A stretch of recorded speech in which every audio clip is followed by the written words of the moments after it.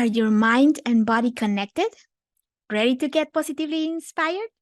I am so happy you're joining us today in this podcast.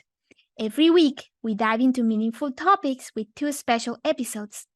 Today, we start an amazing journey together, exploring something truly special, the mind body connection. So, let's get comfortable, take a deep breath, and begin our exploration. Imagine your body like a big orchestra.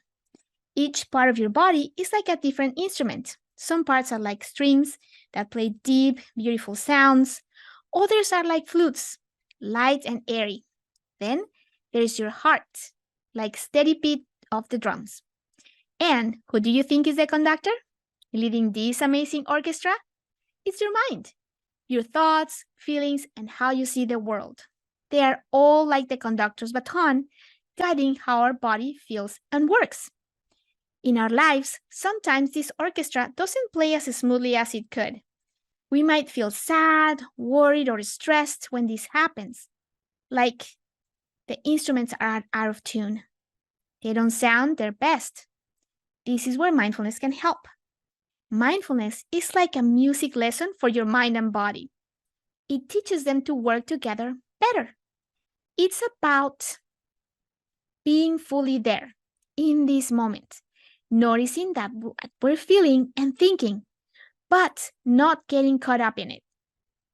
When we do this, it's like we're tuning our instruments, helping each part of us play together in harmony.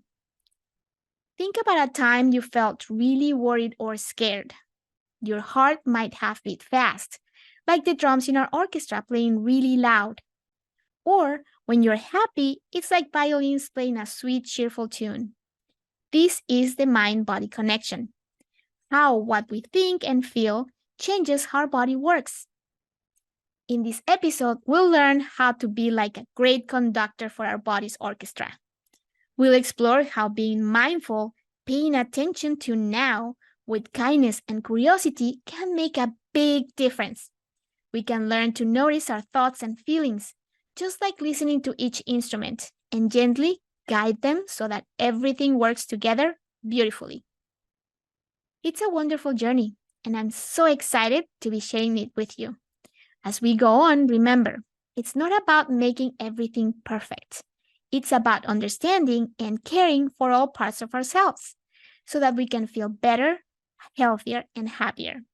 So, stay with me as we learn more about this incredible mind-body orchestra and how we can make beautiful music with mindfulness. We're just getting started on today's topic. There is so much more to explore and understand about how our minds and bodies work together. This understanding can lead us to a more peaceful and joyful life. So, stick with me. We're on this journey together. We've started to explore how our mind and body are like a wonderful orchestra. Now, let's dig a bit deeper and understand the science that makes this happen. It's a field called, bear with me, psychoneuroimmunology. Big word, isn't it? Let's break it down. Psycho means our mind or emotions. Neuro is about our nervous system, which sends messages all around our body.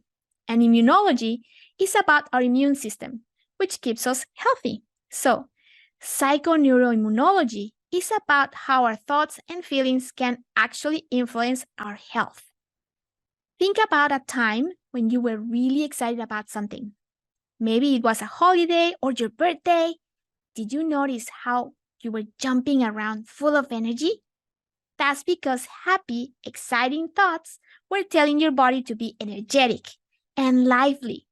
Now, think about a day when you were sad or worried.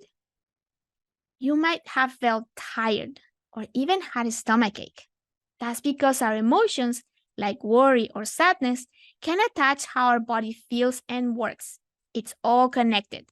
Our mind and body talk to each other, and they really listen to what each other is saying.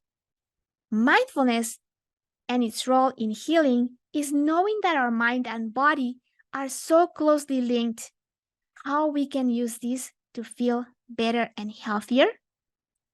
This is where mindfulness, a special kind of attention, comes into play.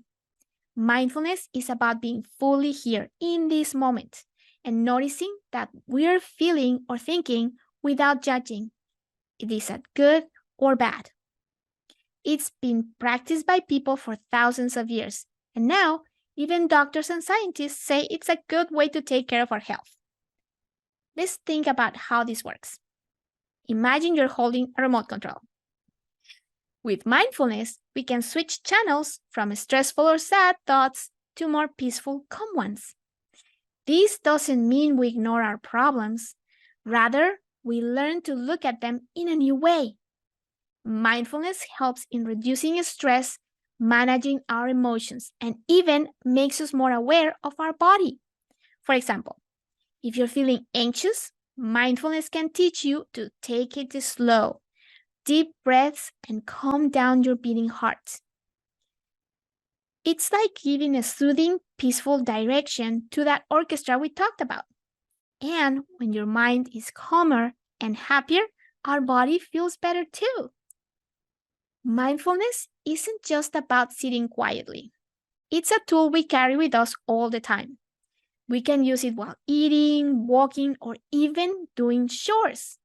It helps us appreciate the present moment, improves our mood, and yes, it can make our body feel good too. This understanding helps us use our minds to bring healing and comfort to our bodies. It's truly amazing how powerful our thoughts and attention can be. Have you ever heard stories that felt like magic? Where someone overcame big challenges and changed their life? Well, in the world of mindfulness, such stories are real and truly inspiring. Let's talk about some of these real life transformations. There was once a lady named Sarah. Sarah had a job that made her really stressed. She often had headaches and felt like a tightly wound spring. Then, Sarah began practicing mindfulness. She learned to take a few minutes each day to just be still and notice her breath. Slowly, she started feeling more relaxed. Her headaches became rare, and she could enjoy her life more. That's the power of paying attention to the present moment. Then there is the story of a young man named Alex.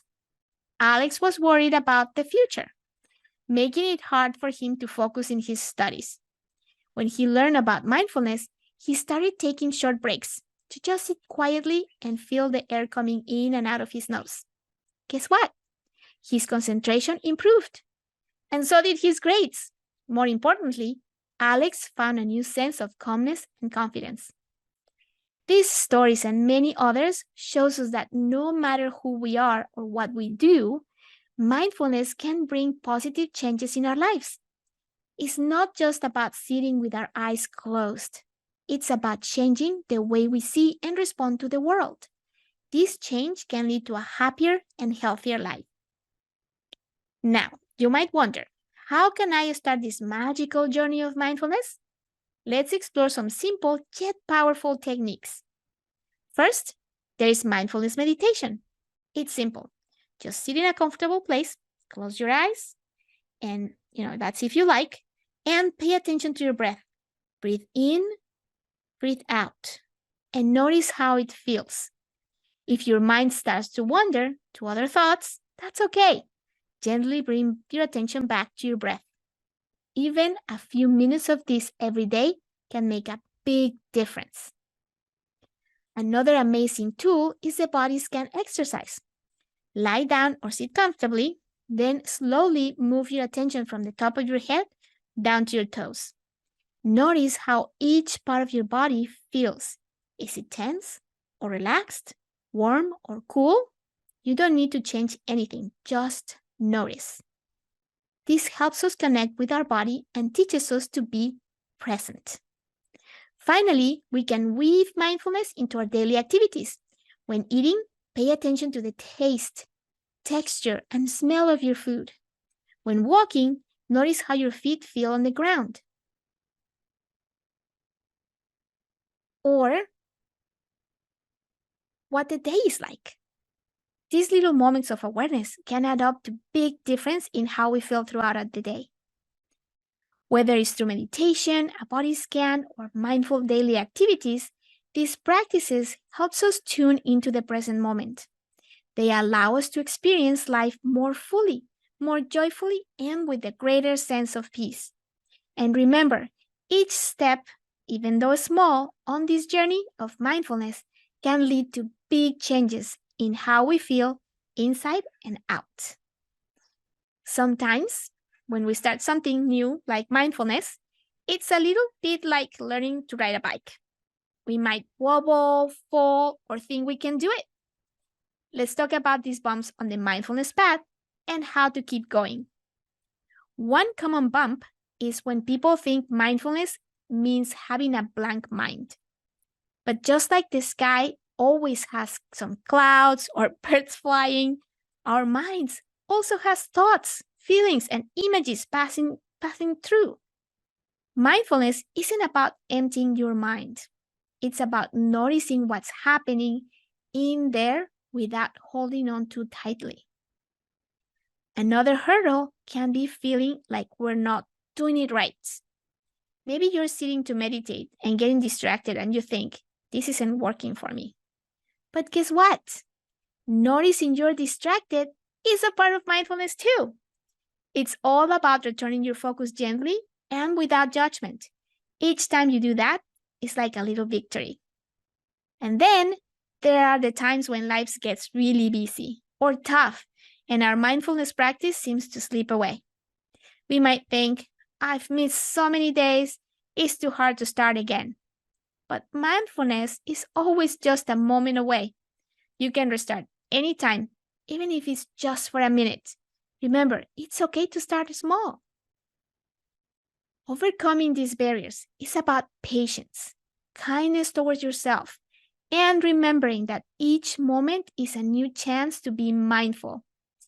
It's like picking up your bike after a fall and learning to ride it with more confidence each time. Now, let's explore some books that can deepen your understanding and practice of mindfulness. First, there is Full Catastrophe Living by Jod Kabat-Zinn. And think of this book as a guide and a friend on your mindfulness journey. Kabat-Zinn is like a wise teacher who knows us, how to truly live, even amidst chaos and difficulty. His book is full of exercises, thoughts, and stories that can help us understand mindfulness deeply and use it in our everyday lives. Another gem is The Body Keeps the Score by Bessel van der Kolk. This book isn't just about mindfulness. It's about how our experiences, especially the tough ones, live in our bodies. Van der Kolk, a leading expert, explains how mindfulness and related practices can help heal the mind and body from these experiences. It's a powerful read that opens new windows into understanding ourselves and healing. Both these works are not just to be read. Think of them as tools, like a map and a flashlight, guiding you through the journey of mindfulness. They can be your companions, teaching and comforting you as you explore the mindful way of living. As we come to the end of the first part of our exploration of the mind-body connection, let's take a moment to reflect on our journey so far. Think of our discussion as a path through a beautiful forest. We started with an understanding on how our mind and body are connected, like the roots and branches of tall trees around us. We saw that our thoughts and emotions, like the roots, nourish and support our physical well-being, influencing everything like the leaves and fruits the trees bear. We then walk through the garden of mindfulness and its role in healing. It's like understanding how to take care of these trees, giving them the right amount of sunlight, water, and nutrients. The techniques we share, mindfulness meditation, body scan, and integrating mindfulness into daily activities, are like our gardening tools, helping us nurture this connection. Our journey continued with inspiring real-life stories. These were like the different flowers we see in the forest, each one with its unique beauty and story, showing us the transformative power of mindfulness in varied colors and forms. Along the way, we encounter some obstacles, misconceptions, and resistance, like thorns on or uneven paths. But we learn how to navigate this, understanding that every journey has its ups and downs.